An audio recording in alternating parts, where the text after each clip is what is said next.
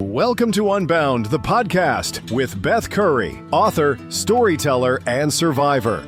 This is where books meet real life, where Beth reads chapters from her work and breaks free from the traditional audiobook format, diving deeper into the personal experiences, lessons, and liberation behind every page. Nothing is off limits. Let's get unbound.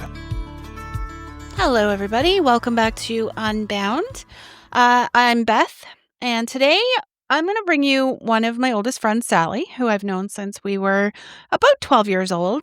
This is another friendship that's well over 35 years of friendship, which is kind of wild when you actually stop and think about it, I think. I have been so lucky in friendship.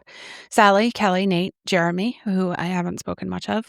My four quarters, who set the bar for everyone that followed. Some who I didn't let stay because of that. Anyway, here's what I was curious about. What happens when you bring a childhood friend to visit your parent with dementia? What memories come up? What gets recognized? What sticks around, you know? Chapter 29 in the book is called The Troublemakers, Sally's Memories. And it's about how friendship serves as an external memory keeper, you know, kind of what the other ones have as well, the chapters that I've already done. How the people who've known us the longest hold pieces of our stories and our parents' stories that might otherwise be lost. And it's also about the weird bittersweetness of these visits, because sometimes my mom recognized Sally immediately and lights up, and then other times, you know, she might confuse her with my sister, and you know, sometimes after the visit she remembers details that weren't there in the moment when I kind of hoped that they would be. So let's talk about friendships, about how we exist in each other's memories, and about what my mom said when when Sally asked if we were troublemakers. Spoiler, the answer was an immediate, definitive yes. So this is chapter 29 in the book, The Troublemakers, Sally's Memories. There's something uniquely powerful about friendships that begin in childhood and somehow manage to weather the decades. These connections serve as living witnesses to our evolving selves, companions who have seen us at our worst and our best, who remember versions of us that even we might have forgotten. When I invited my friend Sally to join me for a visit with Mom, I was curious to see what memories might emerge from the intersection of these two important women in my life, one who has known me since I was 12, the other who's known me from the beginning. On an early spring Sunday, Sally and I made our way to visit Mom. The day was bright but cool, that tentative warmth that characterizes the earliest days of spring in our part of the world. When we arrived, we both went up to the dining room where Mom was about to have lunch. Unlike some visits where recognition comes slowly or not at all, Mom's face lit up with recognition upon seeing Sally. She smiled warmly and reached for Sally's hand, clearly pleased to see her. The genuine welcome in her expression made it clear that, at least in this moment, she knew exactly who Sally was and was happy to have her visit. Since lunch was still in progress, Sally and I decided to head down to the lobby to wait and catch up while Mom finished eating. After a while, I went back upstairs alone to get Mom and bring her to the lobby where Sally was waiting. We began exploring the origins of our friendship, how I missed several months of school due to health issues, and upon my return found a new girl from England in my class. Mom, do you remember when Sally moved here from England in grade 7? I prompted. Mom nodded. We decided to be friends, Sally told Mom. With one condition, I added, smiling at the memory. We couldn't tell another girl who was trying to befriend Sally. Beth was still technically my first friend in Canada. 7th grade politics, I thought to myself. Mom smiled at this, nodding as if the peculiar social rules of preteen girls made perfect sense to her. Perhaps they did. She'd witnessed enough of our adolescent drama firsthand. Were we troublemakers, Mrs. Downey? Sally asked with a mischievous glint in her eye. Without hesitation, Mom answered yes. The certainty in her voice made us both laugh. As our visit continued, we noticed that occasionally Mom seemed to confuse Sally with Jennifer, my sister. As Sally later observed, this might have been because Mom saw both as girls she cared deeply about, who also cared for me. Mom had always considered Sally, along with my friend Kelly, as bonus daughters, extensions of our family circle whose presence enriched all of our lives. We continued our reminiscing, mentioning movies we'd seen together, ordering pizza, and countless sleepovers. Mom nodded along politely, but offered little in the way of specific memories. When I mentioned Sally's wedding, asking if Mom remembered attending, Mom shook her head apologetically. The connection wasn't there that day. What did emerge unexpectedly were brief moments of song. Twice during our visit, Mom spontaneously sang little snippets of melodies, just impromptu musical moments that seemed to please her. Sally and I exchanged glances, silently acknowledging these glimpses of Mom's enduring musicality.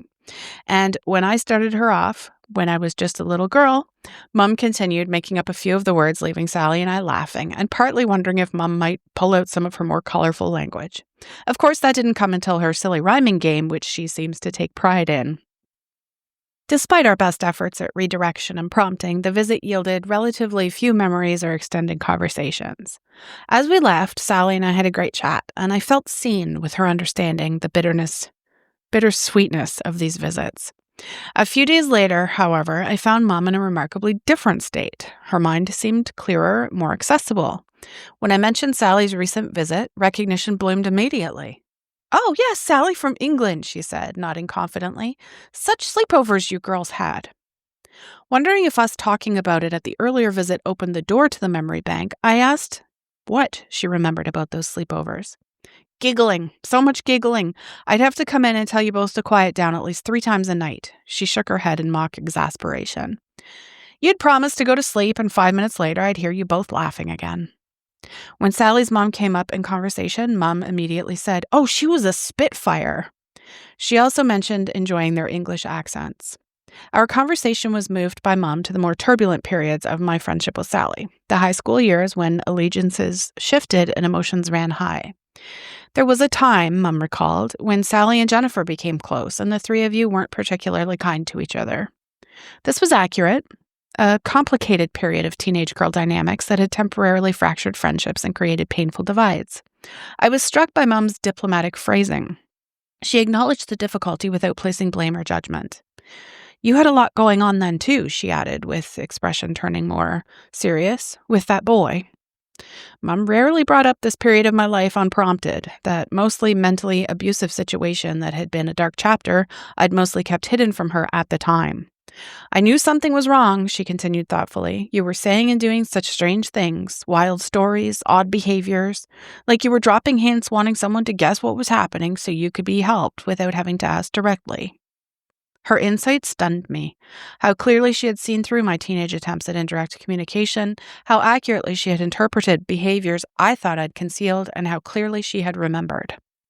"I didn't realize you knew," I said again, although we had talked about this many times since I revealed it all to her and Dad in 2020. "Mothers know," she said simply. "Maybe not the details, but we sense when something's wrong. Sally and Jennifer didn't realize what you were going through either, did they?" I shook my head. "No, not really. There was just a lot of teen girl drama happening all around." Mom nodded, her expression knowing. "Any good friendship can endure, though. You all came through it, as you always do." This philosophical observation, the recognition that strong relationships survive periods of discord, felt quintessentially Mom, the kind of wisdom she had often offered throughout my life. Our conversation continued weaving through the decades of my friendship with Sally. Mom now remembered Sally being in my wedding party in 1998, a detail that had eluded her during Sally's visit. She recalled accompanying me to the funeral home when Sally's mother died, offering condolences to the family. "How is her family now?" Mom asked with genuine interest. I reminded her how before she lost her mom, Sally's older sister had died tragically, and Sally and her family had stepped up to help raise her nephews. "That sounds like Sally," Mom said approvingly. "Always good about stepping up when things got tough." She paused and then added with unexpected insight, "You're very much the same way. Perhaps it was your similar hearts that drew you together and kept you there." This observation, connecting Sally's character to my own, suggesting our friendship was built on shared values rather than just circumstance, revealed a depth of understanding that transcended the usual parent-child perspective. Mom wasn't just seeing Sally as my friend, but was recognizing qualities in both of us that explained our enduring connection. As our conversation continued, Mom's memories seemed to flow more freely. "You used to pick her sister up at school," she said suddenly. "Sarah," I confirmed, surprised by this specific recollection. "You're right. Sally and I walked down from Brant Hills to Bruce T. Lindley to get her every day." Mom nodded, pleased with herself for remembering this detail. We talked about the importance of friendships that span decades, how rare and valuable these connections become as life grows more complicated. "You've been blessed with several such friendships," Mom observed, going on to mention several other friends who had remained constants in my life since childhood. As our visit drew to a close, I asked Mom if she had any particular thoughts about Sally she'd like me to share. She considered this for a moment, then she said, "Sally is cheerful, always was, from the very start. A friendship like yours doesn't happen by accident. It's chosen again and again through all of life's seasons." There was something almost poetic in her phrasing, a glimpse of the eloquence that had always characterized Mum's more reflective moments. Then, to my surprise, she actually did offer a brief poem, the words coming to her with unexpected clarity. "Friends like Sally, rare and few, see all your colors and love the true." Simple words, but delivered with a conviction that suggested they had risen from a place of genuine feeling rather than cognitive effort.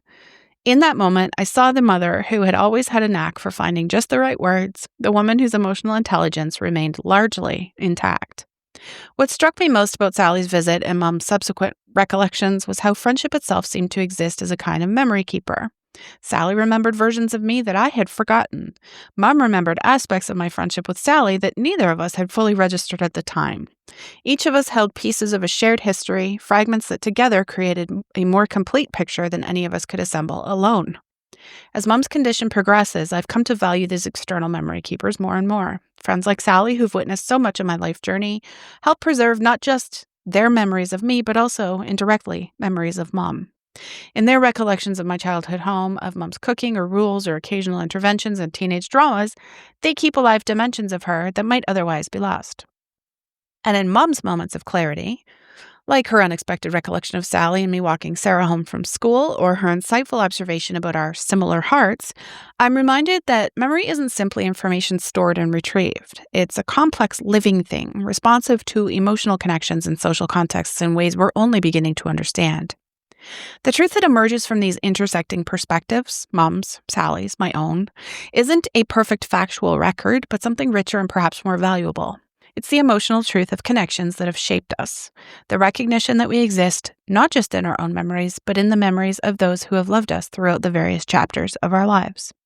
In a world where so much feels short-lived, where even memories themselves prove vulnerable to time and disease, these enduring friendships stand as validation of something more permanent, the impact we have on each other's lives, the way we help shape each other's stories, the similar hearts that recognize each other across miles and decades and continue to choose connection again and again.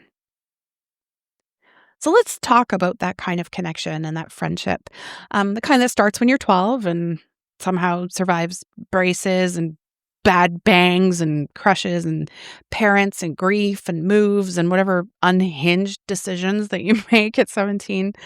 There's something fascinating about bringing a friend like that into a dementia visit because on the surface it looks a bit like nostalgia tourism, Let's bring someone from the archives and see what happens. But really, it's chemistry. It's history walking into the room in human form, right? And there's no template for it because some days the recognition is there, and then other days it's just a game of guess who with people who all have the same hair. Yeah, sometimes my favorite, your mom remembers the important part later, when no one's performing or prompting or waiting for a reaction of some sort. It just comes out on its own timeline. It's like a memory with stage fright.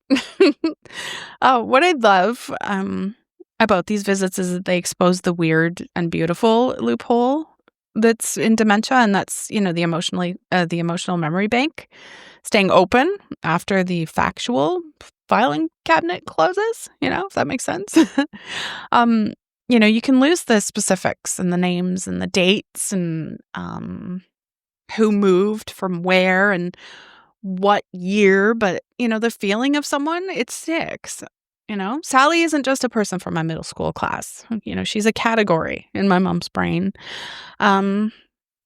Girls I loved who loved my girl. That's what Mom said. It's a feeling. It's not a fact. And feelings seem to have some sort of VIP access in dementia. It also kind of raises a great question, I think.